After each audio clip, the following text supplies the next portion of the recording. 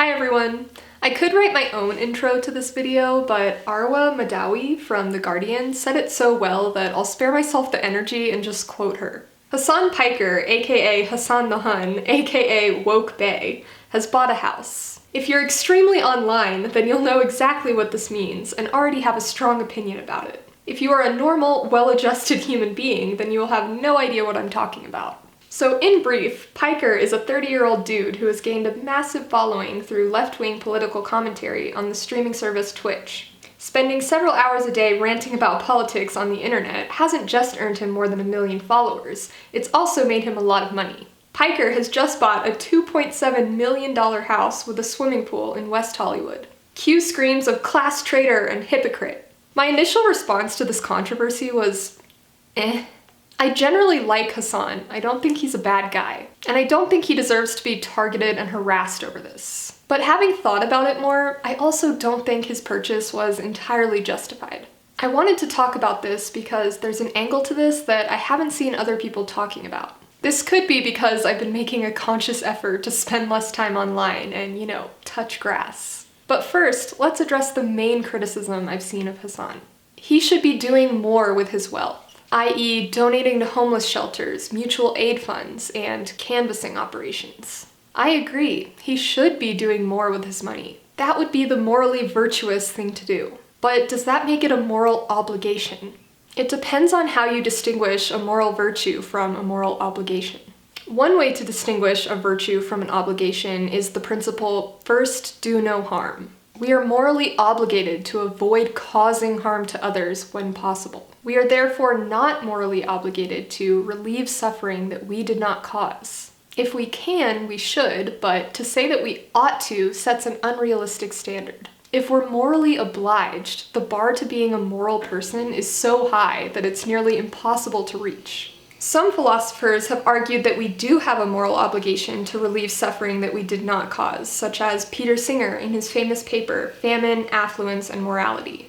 Essentially, no purchase that isn't a basic necessity can be morally justified, because that money could have been spent to provide food, water, or medicine to those in need. His core argument is if it's in our power to prevent something bad from happening, without thereby sacrificing anything of comparable moral importance, we ought, morally, to do it. Although Peter Singer's argument sets a ridiculously high standard, to say that we have no moral obligation to alleviate suffering we didn't cause, when we have the ability to, sets a ridiculously low standard. Someone who lives in luxury and knows about the suffering of others but makes no effort to alleviate any of it is a shitty person, in my opinion, even if they're hypothetically abiding by the principle, first do no harm. I think the answer falls somewhere in the middle. While I don't think that anyone has a moral obligation to forego all luxury and dedicate their lives to the service of others, I think we have a moral obligation to alleviate suffering to some extent. The question, of course, is to what extent? Where do you draw the line? And I'm sorry to disappoint, but I don't have a clear answer. Operating from a mixed ethical framework, I can't say whether or not Hassan is giving enough of his money away. Probably not, but I'm probably not giving enough of my money away either. From a strictly utilitarian standpoint, however, the answer is pretty clear. If your ethical framework is based on producing the greatest good for the greatest number, Hassan's luxury home purchase cannot be justified as it does not fit into this framework. Certainly more good could have been done with $2.7 million. Which makes it extra funny to me that Vosh, who has fervently defended Hassan, identifies as a utilitarian, yet rejects Singer's argument. On what grounds are you defending him, Vosh? Because they certainly aren't utilitarian grounds. I think people are committing the fallacy of gray when they argue that Hassan is perfectly justified in his purchase because luxury is relative and there's no clear line that can be drawn. The fallacy of gray is also known as the Sorites paradox, or the paradox of the heap. A typical formulation involves a heap of sand from which grains are individually removed. Under the assumption that removing a single grain does not turn a heap into a non-heap, the paradox is to consider what happens when the process is repeated enough times. Is a single remaining grain still a heap? If not, when did it change from a heap to a non-heap? It's fallacious to say that because there's no definitive answer, there is no difference between a heap and a non-heap. Likewise, it's fallacious to say that because there's no definitive answer as to what percentage of our income we're obligated to give away, there is no moral difference in terms of obligation between buying a modest home like this and a luxury home like this. Now let's discuss Hassan and his defenders' response. He made his millions from voluntary donations, not from labor exploitation. He pays his taxes and advocates for higher taxes on the wealthy, including himself. He preaches about systemic change being the answer to the homelessness crisis, not charity. He roasts people for flexing their wealth, not for being wealthy. He didn't flex his new home to his viewers, he was doxxed. He bought the home for his family, not just for himself. And lastly, he does donate quite a bit to charity, but he doesn't post about it online because that would be obnoxious. These are all fair defenses to some of the disproportionate criticism I've seen.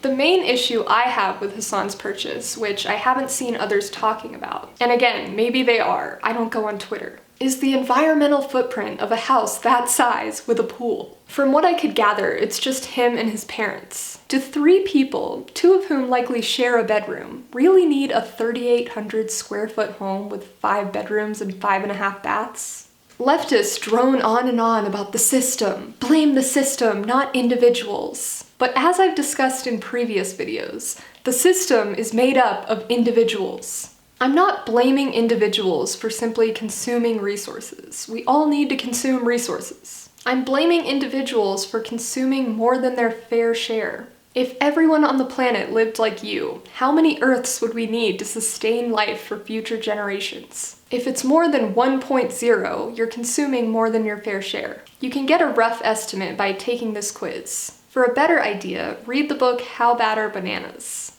Wealthy people drive climate change with their overconsumption of resources. If you are a wealthy individual, looking at you, Hassan, Vosh, Kyle, shut the fuck up about the system, stop blaming corporations, and take some responsibility for your contribution to the climate crisis. Hassan has a whole lot of agency with all of that wealth. He could have bought or built a dope-ass sustainable home. And yes, I'm aware that actual sustainable housing is a project the government would have to fund. A single-family detached home, no matter how green, is not the most sustainable option. But given the options available to Hassan at this time, he could have purchased a home with a much lower footprint.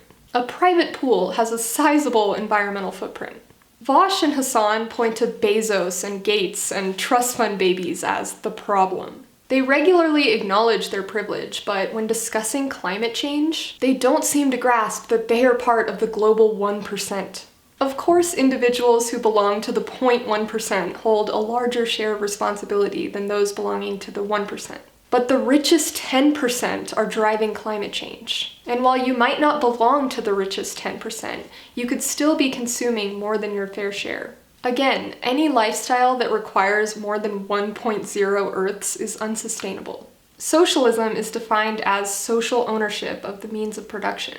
But the true project we're fighting for is EcoSocialism, because without a habitable environment, nothing else matters. I'm sure Hassan would agree with this statement, yet his consumption does not align with this goal. I don't want to put all the heat on Hassan though. Very few popular leftist commentators talk about anti-consumerism and degrowth in a meaningful way. Hassan is attacking a straw man when he mocks his critics for implying socialism means no house. No one is saying that. Okay, maybe some people on Twitter are saying this unironically, but they're in the minority. They're questioning the ethics of buying a luxury home with a private pool. Eco-socialism means no private pool, sorry. He's presenting a false choice when he says, should I keep paying rent or go gentrify somewhere else? No one is saying he should keep paying rent for the rest of his life or go gentrify somewhere else. There's a third option here, and that is to buy a more modest home. I want Hassan to live comfortably and happily, and I personally don't have a problem with him buying a beautiful home for his family. I don't view it as morally wrong for him to live comfortably and happily while others are starving and homeless, so long as he isn't the cause of their suffering, and so long as he makes a decent effort to alleviate suffering in the world. Like, yes, it would be virtuous of him to make personal sacrifices and donate more of his money. But like I said earlier, I don't think he's morally obligated to forego all luxury. My issue is that his level of consumption is partly causing the climate crisis, and he doesn't acknowledge this. 5 bedrooms for 3 people is excessive. Larger spaces require more energy. A pool has a giant carbon footprint. I think we are morally obligated to not consume more than our fair share. Conservatives often accuse socialists of being delusional, that their ideas are too utopian and pie in the sky. And in some sense, they're right. Socialists like Hassan and Bosch are a bit delusional. If we aim to lift everyone out of poverty and solve the climate crisis, we must address our cultural consumption habits. Yet they think they can maintain their current consumption habits. Don't worry, guys, we can solve the climate crisis if we just get corporations to change. You don't need to change anything you're doing as an individual consumer. I hate to break it to you, but certain things are not conducive to a healthy environment. Eating meat and dairy, for example, frivolous air travel, and excessively large homes with private pools. The larger your platform, the greater your moral duty. Hassan is held to a higher standard because he has influence. Had he bought a dope-ass sustainable home with his money, he would be influencing others to follow in his footsteps. Instead, he bought a luxury home with a private pool in West Hollywood. And in justifying his purchase, he is influencing people to make excuses for themselves and others to go on consuming in excess. I know this is a radical take, but it's true. We can't live like this. The good news is, you don't have to sacrifice your well-being to live with less. I'm not suggesting we all have to live in fucking squalor. Look at this freaking sick, passive solar home made from recycled material.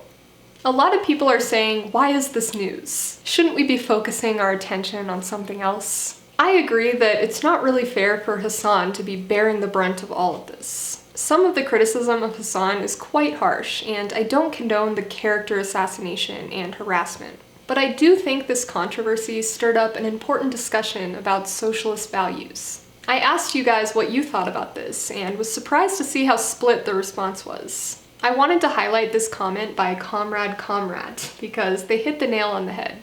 I don't know much about Hassan, but I don't think he exploited anyone for the money he has. He probably deserves it more than most of his neighbors. Still, it isn't a good look, and I think leftists should all work at living simply and putting our excess back into the community. I also recognize that that's an easy thing to say when you've never had excess, and that being in a situation is different from just looking at it from the outside and theorizing. Maybe with that kind of money, I would buy a big house and live a celebrity lifestyle, but that still wouldn't make it okay. I find it hard to believe that these leftists on Twitter raging at Hassan wouldn't do the exact same thing if they suddenly became a multimillionaire. Thank you so much for watching. I have a lot more to say about Bosch and decided to make a separate video, so stay tuned for that. Alright, peace out. Yo, how when me eat them, I wonder when me eat. When me tell them say me no eat no fish, no meat now. How when me eat them, I wonder when me yam. When me tell them say that I'm a vegan man. How when me eat them, I wonder when me eat. When me tell them